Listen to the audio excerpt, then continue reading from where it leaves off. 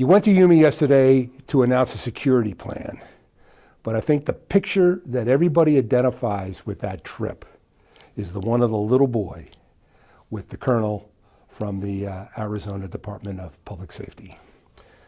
When you saw the migrants come across and then you saw that scene play out, what were you thinking?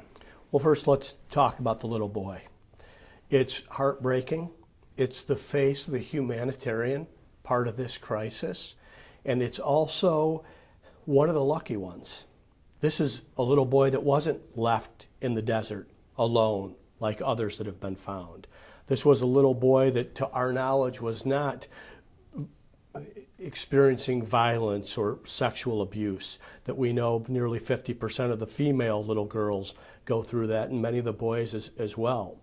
What I went down there to do was to highlight the border crisis, the public safety crisis that's happening, and the humanitarian side of it is a decoy for the cartels so that we can be focused on this, and that people are trying to help, and people in Yuma and the state of Arizona are trying to help. But while they're focused on getting blankets and water and shelter to people that have been duped into making a very dangerous journey, and by law in many cases are going to be returned to their country of origin, cocaine and methamphetamine is coming in by the tens of thousands of pounds. Do you think, though, that at some point, if it continues to be a stalemate and you don't hear from the administration, which is we'll get into, but do you think at some point you may have to pull the trigger on a humanitarian effort to coincide with the security plan that you announced yesterday?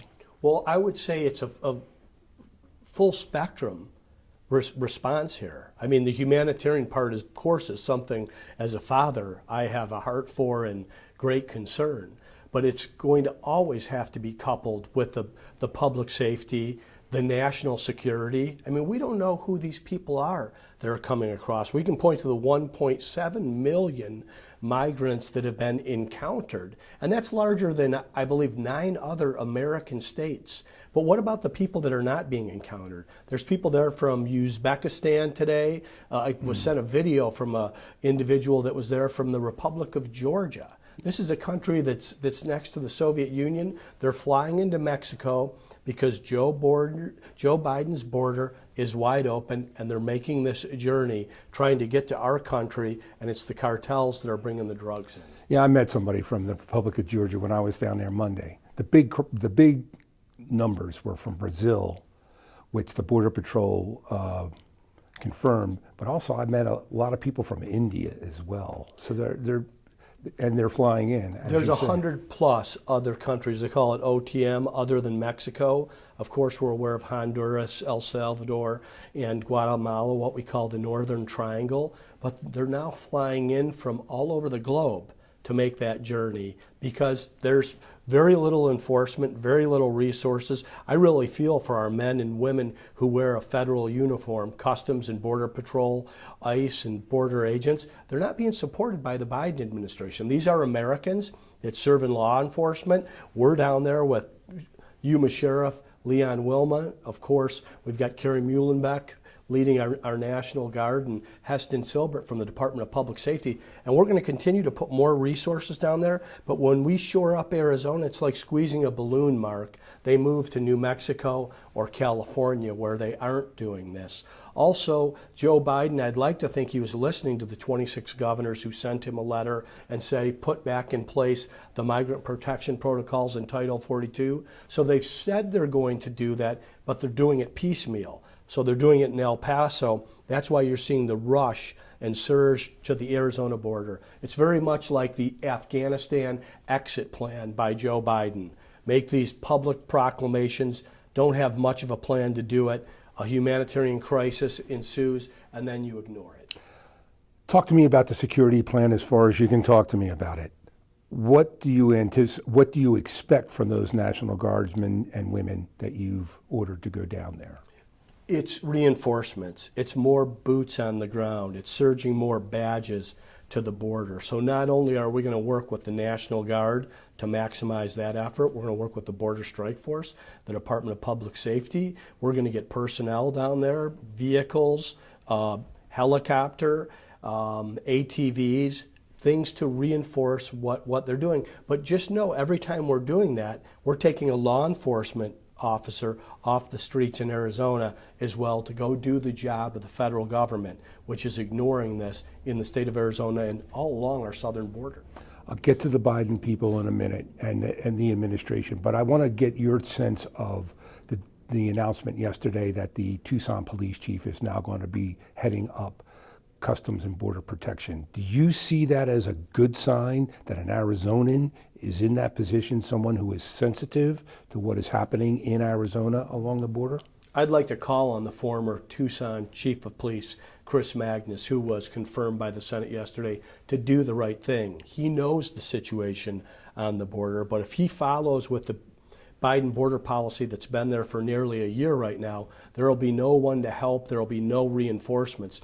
He knows what's going on. He knows that through policy, this can be fixed. The president could fix this with the stroke of a pen. We sent him a 10-point plan some time ago. The majority of America's governors did to do this because the fentanyl overdoses that you're hearing about on college campuses and in neighborhoods around our country, that's coming over our southern border.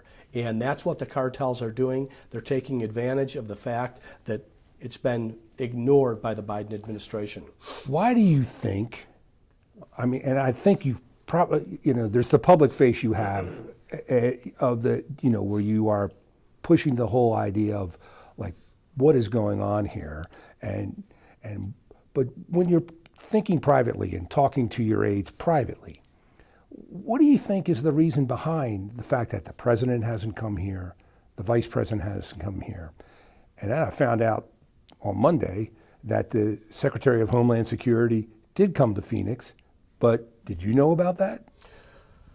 The president hasn't come to Arizona's southern border. Vice President Kamala Harris, who's supposedly the border czar, has not been to Arizona's southern border. And you saw the images. I mean, you've seen what's happening in Yuma. You need to see that to really understand the depth of the problem. And Secretary Mayorkas is non-responsive. He doesn't reach out. The only time we hear that he's in Arizona is because he puts a picture for a show on Twitter. Why do you think that is, Governor? That's more of a question for them. I know that the people of Arizona can see it, and I think the people across the country can see it. They see this invasion of dangerous drugs and poisons that are invading our schools and our neighborhoods. They know they're coming over the southern border, and they saw the images in Del Rio, Texas, what I call Bidenville, and now we're seeing this in Yuma, and they can't even get the policies straight that are the right policies. They're putting them out there piecemeal rather than consistently with urgency across the entire southern border. Have you talked to the senators, Kelly, Sinema, about trying to get the Biden administration to move off this position of just not even talking to you? We've called on the senators, and they've been in alignment to calling attention to the border. What I'm asking them to do now, our entire congressional delegation, is don't sign any new bill. Don't sign anything to raise the debt ceiling or pass anything through Congress that does not have language in it that addresses this border crisis. It'll protect our national security. It'll promote public safety. It'll address this health and humanitarian crisis that we have there. Arizona's delegation has all the leverage. We hear about them oftentimes as being the deciding vote, and nothing can get through the House or the Senate. They're the ones that have the leverage to push the administration to fix this border crisis. In the meantime, we're going to have the National Guard, Border Patrol there, and we're going to surge resources, but we need the federal government to finally do its job. And I'm calling on the delegation that has the leverage to use the leverage. One last question I'd like to ask you, and it goes back again to the relationship or the lack of one that you have with the Biden administration. And I know that you worked with the governors. Do you ever think it would help if you reached out by yourself as it relates to Arizona? You be the diplomat to try to get Biden to respond to what is obviously a problem that doesn't appear to be going away anytime soon. We've invited the president to Arizona. We've invited the president and vice president to Arizona's southern border. Something that I've not talked about publicly, Mark, is I went to the White House months ago to meet with the president or the vice president. I met with a senior staffer and made the case that their policy was wrong on the border. This was before any of the disaster that you're seeing happen now has happened, because we've dealt with this in Arizona. This is something that we've dealt with since 2007. It was always a state issue, and even before that. Now it's a national issue. It's worse than it's been in 2+ decades. Last question. How does this play out, Governor?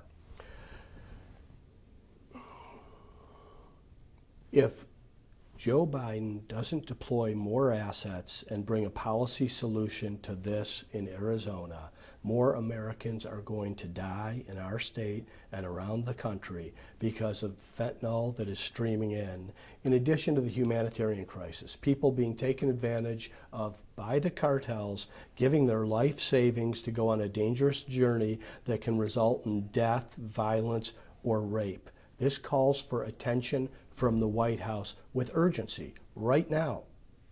Thank you.